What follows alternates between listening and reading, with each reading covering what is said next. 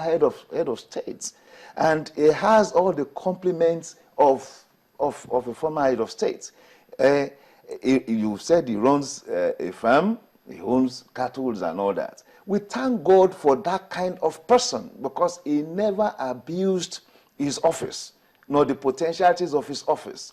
And beyond that, it would seem that the PDP more or less are becoming so fretful and scared of the person and character of presidential candidate Buhari. And that's why you are raising that issue that if you are not in legitimate business, it means you are corrupt.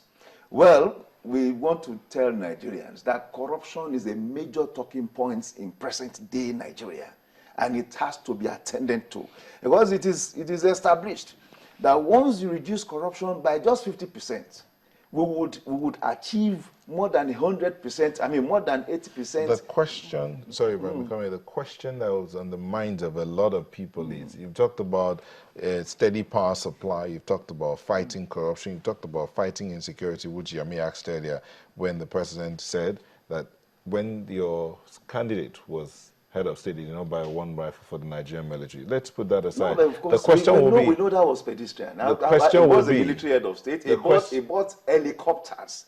We still had functional Nigerian Defense Corporation. Okay. If you remember. No, hold on. I was going somewhere. The question I was coming to was, how? How would you fight insecurity? How would you fight... Let's begin with corruption that you learned. How would you fight corruption? We will fight corruption. How? Thank you.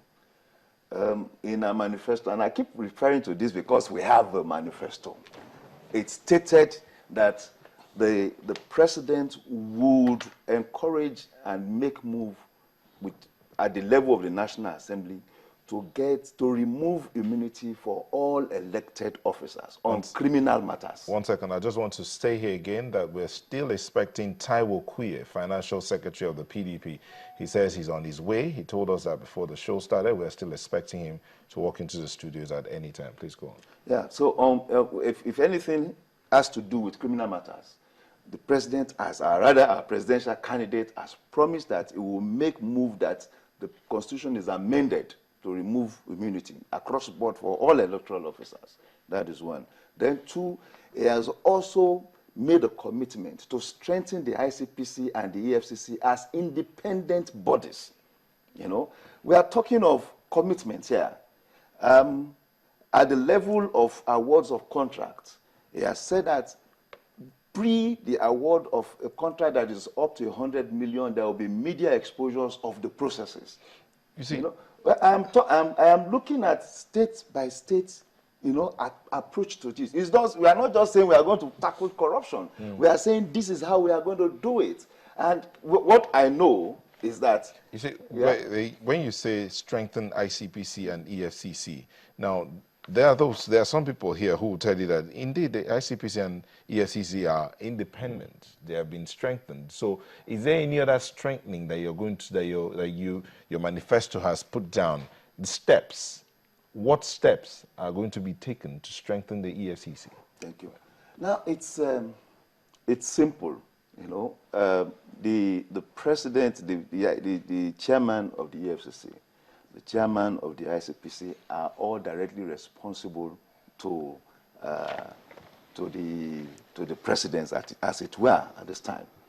Now, we are looking at the option of making those offices responsible directly to the National Assembly. So that whatever, and of course, their funding and maintenance are first-line charges. They don't wait on the president to give them, to fund them. As we are, advocating for first-line charges for the judicial arm, we would also advocate for first-line charges for the EFCC and the ICPC. Now, what that does for you is, look, we are independent of whatever is the sentiments and the mindset of Aso Villa, So that settles that. And at another level, once you remove immunity, and perhaps we still want to, he also talked about setting up independent courts that will be focused specially on corruption and terrorism, so that it will hasten cases across the judicial process. Unlike now that you have someone so-called arrested, for allegations, and it takes 5, 6, 7 years. In fact, it gets to a time you have forgotten that a case had actually been initiated against somebody. So we are saying there would be a special court to handle corruption. Mr. Ohazurike, what for you is that selling point for the candidates of the People's Democratic Party?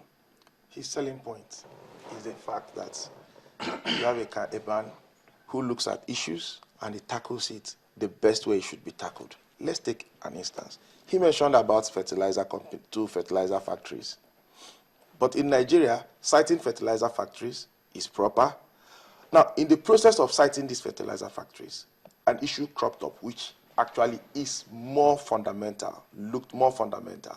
That was the racketeering in the fertilizer line of business. The fertilizers are made available, the middlemen hijack them, it doesn't get eventually to the farmers at the price it should get, it gets to them at time. For now, I was waiting to hear him say fertilizers don't get to the farmers. Now, that issue has been conclusively dealt with. The fertilizer gets to the farmers directly the way it should get. Because if you build the factories first, and the factories are producing fertilizers, and it still doesn't get to the farmers, you have not solved the problem. Now, he has solved the first problem, and the fertilizers factories will now kick off. And when they kick off, the people will see the direct benefits of that. I was hearing the issue of power, 247 power. I would have expected APC to say, oh, we wouldn't have privatized power if we were in government. We wouldn't have done this if we were in government. This action was wrong. What is their view on privatization of power? This is a president who came. The power sector was not privatized. He privatized it. I'm not expecting somebody to say, we will give you 247 power. No, that's not the thing you should say to me. Tell me that policy of privatizing the power sector is what has put us into this trouble we are in today. But this is a president that came, he made a situation, he said, okay, how do we handle it? Privatize this industry, and it has been fully privatized. Now we are on the steady route to success, to getting this power supplied. And that is the situation. So when you mention this, APC presents itself like a new car. Sorry, no. I hope Sorry, we'll, please. we'll have the opportunity to respond hold directly. on. Yes. APC ordinarily presents itself like a new car. No, APC is not a new car. APC is a car that has come out from the mechanic workshop. So it's actually not a new car. So when you present issues that APC is a year old, we didn't import the members of APC from China. We didn't import them from Germany or US. They are still Nigerians who are members of other political issues parties. that will sell so those issues. So what I'm looking at is the issues are because the man doesn't catch people and throw them in jail to show he's fighting, or he doesn't. None of his political opponents. None of his political opponents can come and say he was victimized by this president. No. So those are the selling points that the ordinary Nigerian sees, but which APC now wants to look at to say, oh, he's a weak president.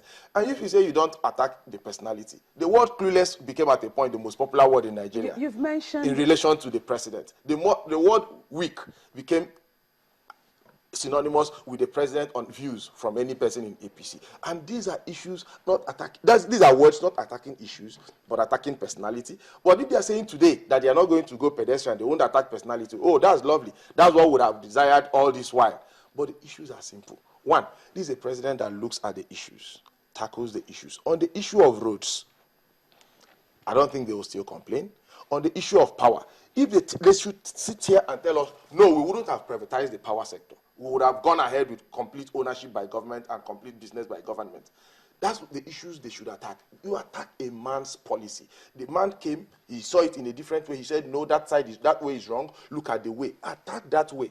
Oh, the issue of fertilizer, getting to the farmers, he shouldn't have done it like that. He should have done it this other way.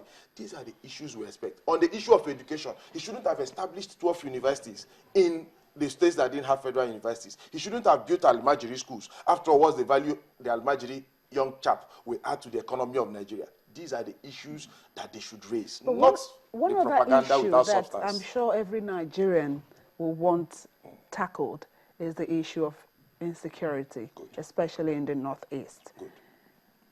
Yes, the president has been able to do something in the area of fertilizer.